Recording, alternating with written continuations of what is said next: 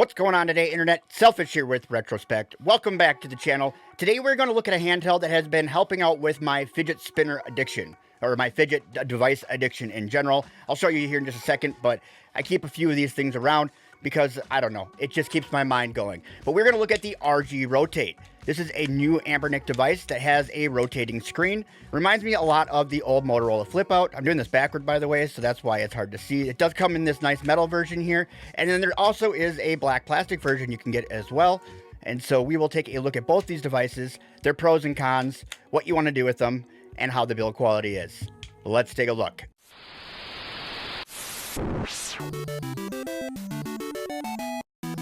Now, I've actually already had this open, but we are going to do an unboxing just so you can see what's inside. I put this all crooked in here. Check out the stand I have for this thing. It's amazing. Look at this thing.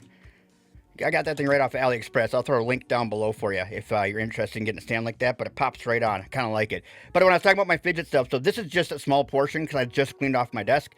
So most of them actually got put away, but over time, they slowly just keep coming out of my desk, and I just continue to add more and more fidgets. This is probably not even a fifth of the amount of fidgets that I have, and I even have one that'll cut you if you screw up. So it really makes you, not screw up, or you get cut. Either way, it doesn't really make you not screw up, but this one's kind of neat. It like hooks onto stuff. Anyways, we'll get these out of the way. But yes, I do have a fidget addiction, and so this is definitely helpful for that. When we're opening it up here, we do have this nice, really shiny box, which made it really easy for me to find it, so I could put it back in the box. Let's be honest, I've been reviewing this, so it has had to come out of the box. And when we get over here, we do have the device itself. We are just going to pull it out of there. This is the hardest part, by the way. I think last time I actually just pulled the foam out, if I remember right. I don't remember how I got it out of there. There we go. And then we will pull this foam out of here. Now, we do have a little satchel down here in the bottom. And inside the satchel is all your cool goodies that come with the device, including... And don't forget about the lanyard. This is my daughter's favorite thing on this thing. She uses it to get it out of my pocket so she can steal it from me, which is fantastic. Well, that's out of focus. There we go. We also do have a USB A to C cable, which came with this. We do have wipes and dries. It's wet and dry, I believe, for a screen cover, which is important. On my metal one here, I've actually scratched the screen cover already because you're going to carry this thing around in your pocket. Other stuff gets put in your pocket, like your keys and stuff. You also do get a thank you note here from Anbernic, also asking you to give them a 5-star review. And of course, Anbernic does give you an origami accordion that does have some of the short keys on here, which is nice to have. Honestly, you're going to figure this device out probably in the first 10 minutes of using it if you've ever had one. Now, if you haven't had one, make sure you take a look at that. And then you do get taller buttons. And these buttons here are going to be for your triggers. And we're actually going to put these on because I haven't actually opened this thing up yet. And so I haven't tried these buttons out yet, but now I'm really fascinated. So I'm going to put them on my black unit here. Only reason why I haven't put them on is the device is no longer flat once you put them on. But because I am using this charger for both my devices, it's not flat anyways anymore because it has this little thing sticking up. So I'm hoping that the buttons are actually shorter than this little post here, because that's the charging post that makes it all kind of work when it's inside of here. Then it can become a desk clock, which is kind of neat. I do have a different clock on here. There are different ones that Anbernic now does provide. The one that you start off with is the best looking clock, if you want it to look like a clock, in my opinion. But we'll put the screen cover and stuff on here in a minute. But what we really want to do, I think, first here is we will get into putting these buttons on. All right, I just need my LTT screwdriver kit, and I need a screwdriver for this bad boy. These ones are always a little goofy. I believe it's this one. Oh, first try? No way. Next, we'll leave this out so I can put my screws in there. They do give discounts from time to time for my viewers, so there is always a link in the description down below on my videos. Alright, so how does this come apart, do you think? There we go. Just kind of falls apart. Alright. Cool. And I think these are going to be stuck to it. I think they're held on with tape, to be honest with you. Okay, so there's 2 clamps right here. But other than that, nothing much. So we don't need to take the rest of this apart, really. But as I suspected, these are actually taped together. So we'll take these out of here. It's going to do right. So we need an R. 2. And then all I think we need to do is separate it from the tape. Put the new one onto the tape. And make sure you level the tape out here on the edge. I think that's how it makes it so that they stick together. Yeah, so then they're going to be at the right level together. So for that one, we'll just put it right back in there. Oop, wrong way. Oh, I see how, okay. And it creates that little thing that holds the, yeah, that makes sense. Yeah, it's pretty cool. It's a pretty easy design. I probably should unplug this before I break it. And, okay, so that's how she goes. Oh yeah, it's not too tall. I think we'll be all right. Do that here on the other side as well. We will just take off the tape. It's kind of a janky way to do this, I'm going to be honest with you. I mean, how many years is this going to be worth anything when this tape stops sticking? Because then these are going to start falling out, I think. Or they won't stay even anyways. Because this is what's actually creating the space here, is what is using on this post right here in order to hold these in. Get the cover back on before everything falls out. Battery's really easily accessible in this one, which is kind of nice. Oh, except for it's taped down. Alright, so we have our things in here. We're going to come back over here. We do need to plug this back in. I just didn't want to break it. It was kind of wobbling around. 2 hours later.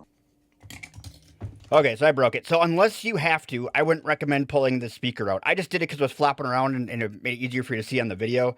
There really was no reason for me to pull it out, but it does not want to go back in.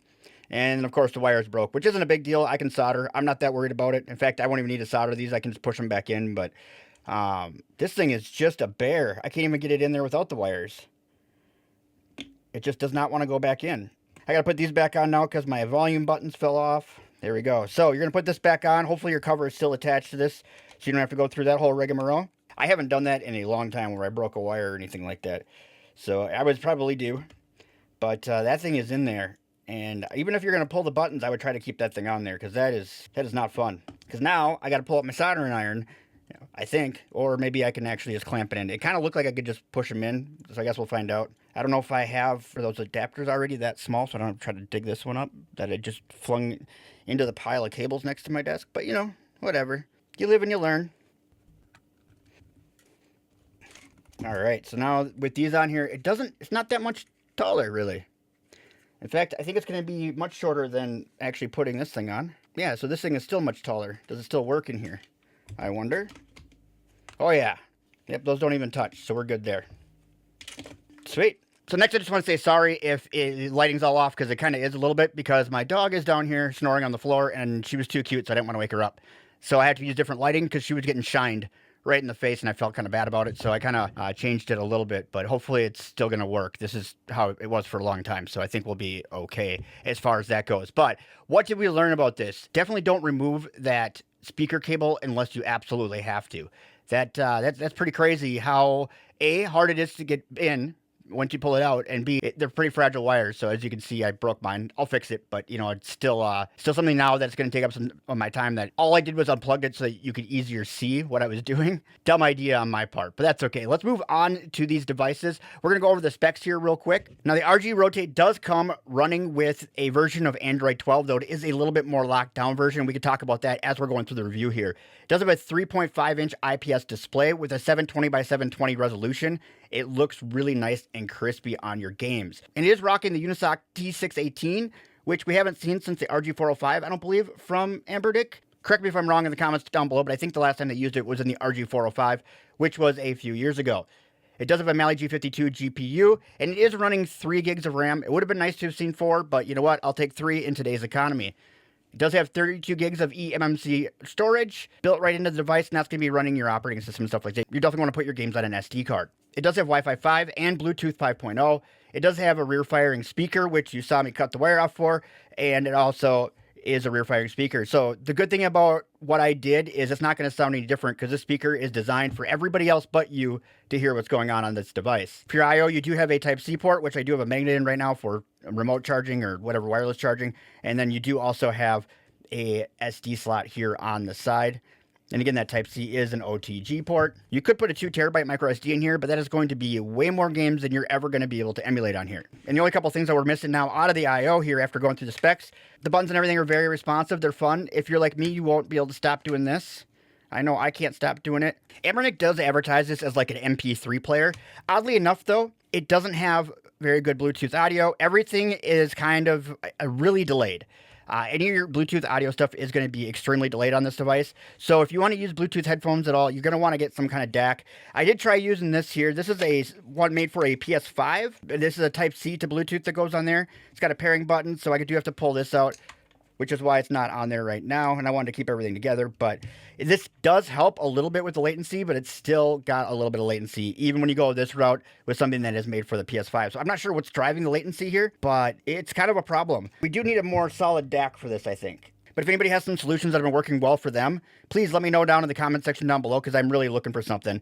And that's the other reason why I wasn't that worried about the speaker. I can't remember the last time I even used the speaker on it, because I typically will use it with headphones of some sort. So not a big deal, but you don't have a 3.5 on here either. So your only option is to go through that Type-C in order to get audio. So this is the route that I went. It is better. And I could put a link for this down below. It's better than the stock one, but there's still, if you're at all sensitive to latency in audio, you'll likely notice it. I didn't notice it in every game, but there are a lot of games that I did notice it in. It was enough to kind of drive me crazy. So now maybe I'll try this on my PS5 and see if it works. But this is the C81 Gaming USB adapter for PS5, in case you're wondering.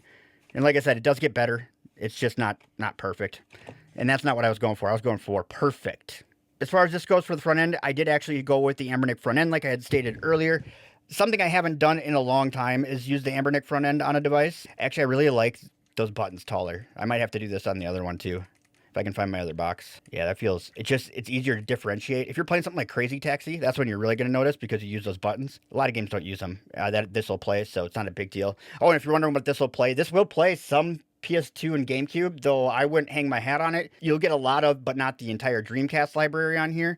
So, I mean, I would expect this to be a device that you, maybe some low-level PS2 and stuff. Don't expect to play Black on here, because that game kills half the handhelds that are on the market. In fact, when they're using this SoC on the 505, I tested Black on it, and it didn't work well. Now, this may be a more efficient way to do it, but the older Anbernic devices with this SoC had 4 gigs of RAM, if I remember correctly. So you are missing a complete gig of RAM, which can make a big difference on a device like this. But you can play Pico 8 and stuff now that we do have that Android Pico 8 emulator, so that is pretty cool. And I'll show you here quick, what it looks like to play on here and everything like that. After I go through some gameplay footage here, I will actually go through and tell you my pros and cons of this device like I do in all of my videos. There's a lot to really like about this device, and there are a couple of things that aren't so great. But we'll talk about that here after we play some games.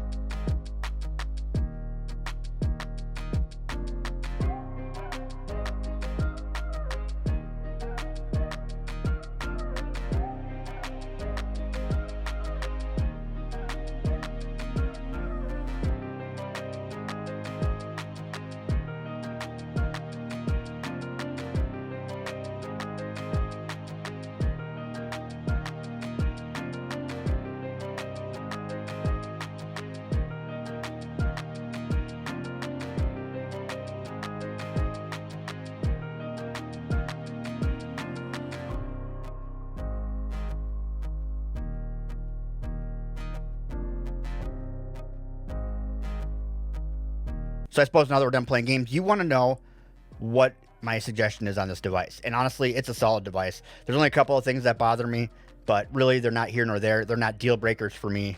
Everything about it, and it doesn't matter which version, whether it be the plastic or the metal version, I like them both just about the same. And the metal one doesn't seem to get too hot. In fact, it's not really even that noticeable, where you have things like the Thermite brick, which is one of my favorite in-pocket handhelds, that definitely gets a lot warmer than this does. This seems to be a more heat-efficient chip, which is fantastic. I would say don't expect to play PlayStation 2, GameCube, or even all of your Dreamcast library on here. You're just going to set yourself up for disappointment. But as long as you know that going into it, that you're not going to be playing Aussie Escape or Ace Escape, because you don't have your 2 joysticks. Just keep that stuff in mind. There's a couple things here that are a little bit goofy that I'm not a huge fan of, and then a couple things that are really cool that I am a fan of. For one, you can, and I still have it turned on, you can use your D-pad as a joystick just by hitting this button here in the drop-down menu, which is really nice. It's convenient. It's nice to have. Some games, if you're going to play, like I was playing PS2 before this, you're going to find you want that joystick capability versus actually having a D-pad for some games, but the racing games specifically, I think that makes a bigger difference. The other thing is, and this thing is one thing that really does bother me about this, if you don't like side loading, this is going to annoy you. If you want to get back to the home screen, hold the Anbernic button right here on the side. It's a little round one for about 3 seconds, and it will actually send you back to your regular Google Home. You cannot use the Google Play Store like you would on anything else because it doesn't recognize this. Some stuff will let you download, which I don't understand why any of it does because it's not registered. But since Anbernic's nice enough to throw a whole bunch of expired apps or paid apps that aren't licensed on here, you can't actually update anything. And here I'll show you what I'm talking about. So I have 4 pending updates, but I can't update any of them. And these updates that are pending right now are going to be all emulators that they installed on here for me. Since they were sideloaded and not added to the Google Play Store, the Google Play Store won't let you add them. Now, usually there's only one application that we have this problem with, and that's Dolphin. But as you can see, I had to sideload Dolphin to get it back onto the device. It will not actually update through the Google Play Store anymore because I've already sideloaded it. So I'm going to have to do the same thing with the other apps like Azahar and stuff like that. I'll delete them so they don't have the Google Play profile, and then you'll put them back on. And what I usually do with Anbernic devices, honestly, is I just delete all the apps they put on because they give you a choice for some of them, and some of them they just install for you. This here, though, is the first one they've actually organized, and they organize it the same way I organize my apps. So pretty close anyways, close enough where I didn't have to really monkey around with it. And like you saw the front end here, I'm running the Anbernic front end. I don't normally run Anbernic's front end. If I do run a front end, it's probably going to be something like Daijishu. For something like the Thor, I'm running Isu on there right now. I'm going to try Cocoon out too, but again, so if you can use this Retroid button though, if you run those other front ends, so you're not actually restricted to that. They changed that a couple of years ago in their software. But here, we'll go right back in here, and this is the front end that Anbernic created, and honestly, it's simple enough, especially for this device. I'm not trying to put a whole bunch of stuff on here. I'm trying to have stuff on here that I'm really just going to play because I am putting it in my pocket, right? So if it's going to be something I'm going to carry around with me every day, and I don't want to just use it for a fancy clock, I do want to play games on it. I want to play games that I'm trying to beat and stuff like that. So because this is on Android as well, you are able to run some of the retro achievement offline programs on here. That part's really nice too. So if you are using this and you're just out and about and you want to hook it up to your phone or something like that, that's fine. You can still get your retro achievements, which is really cool. As soon as it signs back into your home network, you'll have a whole bunch of stuff go off like my phone just did, but you'll get something similar to that on here, and it'll just be your retro achievements going back and forth, and you'll get all the notifications for your retro achievements that you received while you were offline. Really nice, especially if you travel or you spend time away from Wi-Fi. This thing is super pocketable. It doesn't get too hot. It's a decent weight. I wish it was a little bit lighter, and that is why I did get the black one, was just to have that plastic because I wanted it to be a little bit lighter. And I do really like the plastic one, but this metal one feels so good. I'm such a sucker for metal handhelds. It is absolutely crazy. But this is also the front end from Anbernic. I just put a different theme on here. But every day I feel differently about these on whether I like the metal or the plastic more. And if you do want to get one of these docks, I think they're like 20 bucks. Maybe they were 30. I can't remember. But all you do is put this magnet thing on here, and it just grabs it when you put it in there, and boom, we're already charging. I don't know why I'm selling somebody else's dock for them, but I am. And there'll be a link for you down in the thingamabob, just because I think it's really cool. And when you watch my videos, you'll see this right over there on top of my BC250, which I still need to do a video on. That's usually where you will see my RG Rotate charging back there. In case you're wondering why there's a clock on my wall, that's exactly what is going on. Aside from that, I don't really have a whole lot of complaints about the device. I think it's pretty solid. There's a lot of reviews out there, so a lot of information. I just kind of wanted to play around with it a little bit and give you my 2 cents. First, I thought these were going to be kind of like they would break or something. You'll notice too on the plastic version, the top here is still metal. So it's still metal up on top. It's only plastic on the bottom, and your hinge and everything is exactly the same. Still metal on metal, as you can see. So the only part that they make plastic is just this outer part, which is weird that costs $20, but hey, you know, everything costs more today. But that's all I got for today. Don't forget to comment, rate, subscribe, share this video with your friends because sharing is caring. Also, don't forget to check out one of these videos that comes up on the screen here. That is picked for you by Google. That helps the algorithm out, and we do appreciate that. But yes, if you did like that content that we had today, We do this stuff all the time. Hit that subscribe button. That would be pretty dope. But that's all I got for today. Thanks for watching. Bye-bye.